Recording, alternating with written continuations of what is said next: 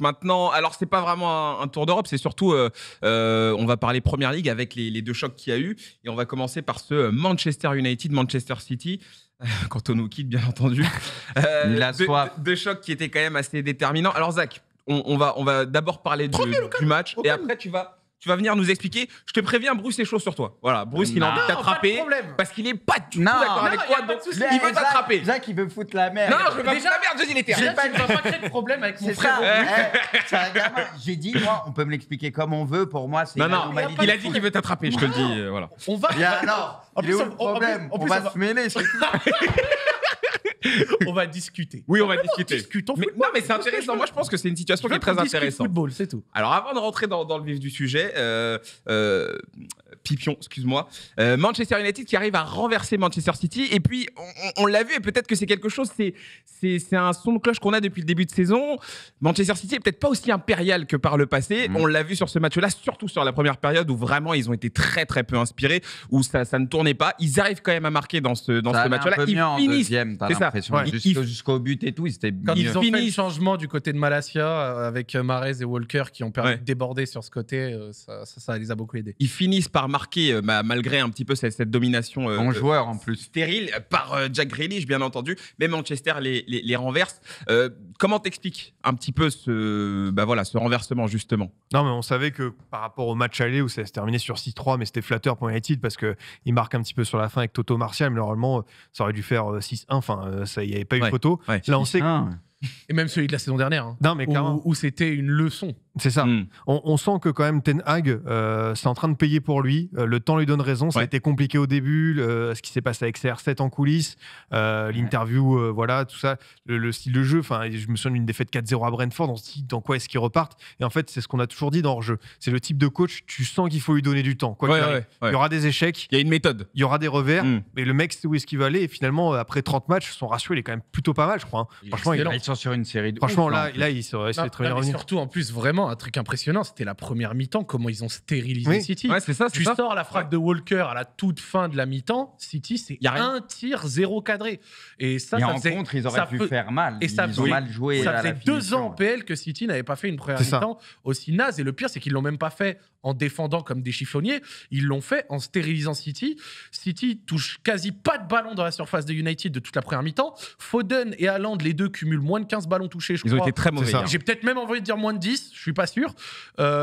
Toutes les lignes de passe étaient coupées. Les influences réduites. Des influences réduites de partout. City qui est retourné en arrière pour des fois allonger. Ouais. Et avec un Akanji qui arrivait justement même pas à allonger. C'était assez vraiment compliqué. C'est pour ça que j'ai pas aimé. Il y a certains mecs qui m'ont dit ouais, mais United, ils avaient bétonné. Non, ils ont pas bétonné, pas du tout. Non, ils ont trouvé le bon système pour annuler Manchester United, ils joueront jamais comme City. Ils ont un style de jeu un peu plus hybride. Tu vois, de temps en temps, s'ils peuvent, ils vont mettre le pied un peu sur le ballon. Mais une de leurs forces, c'est de se projeter aussi. Ils le faisaient très bien en première mi-temps. Parce que ça pêche un peu à la finition, mais à chaque fois qu'il se projetait, il faisait ça intelligemment, ça pouvait faire mal. D'ailleurs, Rashford peut sortir de ce match avec peut-être un peu plus de buts, parce qu'il en a eu de belles occasions. Et puis, ce qui est cool aussi avec United, là, ce que moi j'ai remarqué, c'est que finalement, quand tu as un match comme ça où tes joueurs sont sereins, où tu as de la confiance, derrière, ton banc suit. C'est-à-dire qu'avant United, quand tu prenais un but, quand tu en prenais un deuxième, l'équipe s'effondrait, mais tout s'écroulait. Et tu avais l'impression qu'en sortie de banc, il n'y avait personne pour te relancer. Et là, sur ce match-là, dès que ça rentrait, voilà, ça continuait le travail. Shaw a été placé en décès, il a été plutôt bon, il n'a pas été non plus ultra sollicité. Il est franchement très très bon. Varane a été énorme hier aussi. Honnêtement, non, franchement, United, ça commence à ressembler vraiment à quelque chose. Moi, je reviens pas sur ce qu'il y a eu avec Cristiano, mais clairement, tu sens que là, les joueurs commencent à comprendre vraiment à quoi ils doivent faire. Casemiro est énorme. Très bonne entrée de Garnacho sur le deuxième but. Garnacho incroyable. C'est bien parce que United a cette tradition en plus, vraiment, les jeunes joueurs les lancer au bon moment. J'ai l'impression que Ten Hag a bien saisi le timing, comment faire progresser, évoluer Garnacho, et on voit que c'est un gamin qui est de plus en plus décisif. Ce qui est dingue, vraiment, c'est dingue.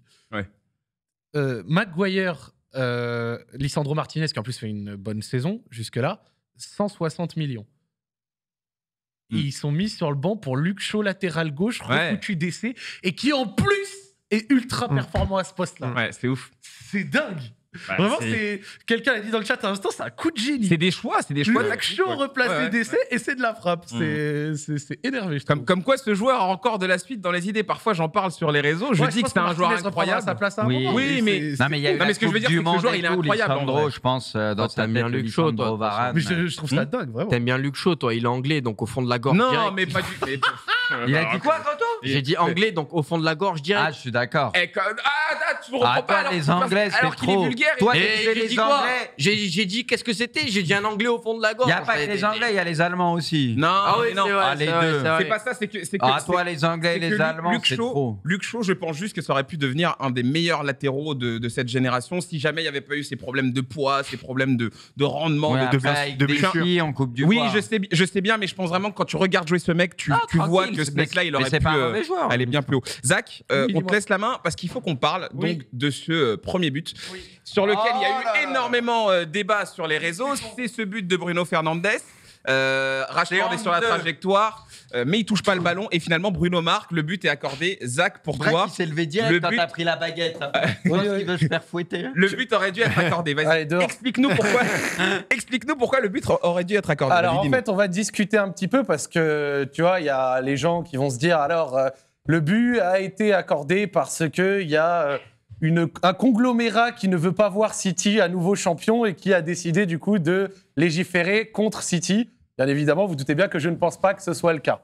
Donc, à partir du moment où en fait il y a la fédération des arbitres, laisse-moi parler s'il te plaît. La fédération des arbitres anglais qui a validé que c'était la bonne décision, je me suis dit, regardons pourquoi est-ce que d'après eux c'était la bonne décision. Je vais commencer par un premier truc comme ça, Bruce, on va être clair direct. Vas-y. Est-ce que pour moi, Rashford fait action de jeu ? D'accord. Bien sûr que oui. Oui, bah là, oui. Bien sûr que oui, il fait action de jeu et qu'il a une influence sur le but. Je ne vais pas vous mentir en vous disant que non. Maintenant, on va regarder ce que les règles disent sur le sujet. Ouais. Vas-y. Alors, un attaquant en position de hors-jeu n'interférant pas avec un adversaire touche le ballon. L'arbitre assistant doit lever son drapeau lorsque le joueur touche le ballon. Simple. Deuxième règle, s'il vous plaît, Poineau. Donc, deuxième règle, pas d'infraction de hors-jeu sur celle-ci. Un attaquant en position de hors-jeu n'interférant pas avec un adversaire ne touche pas le ballon. Le joueur n'a pas touché le ballon et ne peut donc pas être sanctionné. Donc là, le mec hors-jeu ne touche pas le ballon, n'est pas sanctionné. Troisième règle, s'il vous plaît.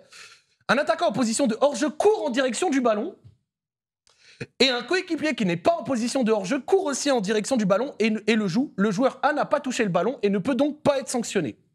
Donc là, on est sur quelque chose qui ressemble à l'action dont on a parlé. Ce qui s'est passé, ouais. Et quatrième règle, un joueur en position de hors-jeu peut être sanctionné avant que le ballon ne soit joué ou touché si, de l'avis de l'arbitre, aucun autre coéquipier qui n'est pas en position de hors-jeu n'est pas en mesure de jouer le ballon. Donc qu'est-ce que j'essaye de dire avec ces règles ? C'est que ce qui caractérise un hors-jeu, c'est si le joueur empêche, donc le joueur hors-jeu empêche un gars de pouvoir prendre le ballon physiquement. C'est-à-dire que s'il va influer sur un déplacement, sur la façon dont il se comporte dans l'action, ça ne compte pas. Ce qui compte réellement dans la règle, et dans ce cas-là, ça veut dire que la règle est mal foutue. Il n'y a pas de problème. C'est est-ce que, concrètement, Rashford a empêché un joueur de City physiquement de reprendre le ballon. On regarde l'action maintenant, s'il vous plaît. Donc, on voit le début de l'action. Voilà, la passe part. Donc, la passe part. Rashford est bien évidemment hors jeu. On le voit ici.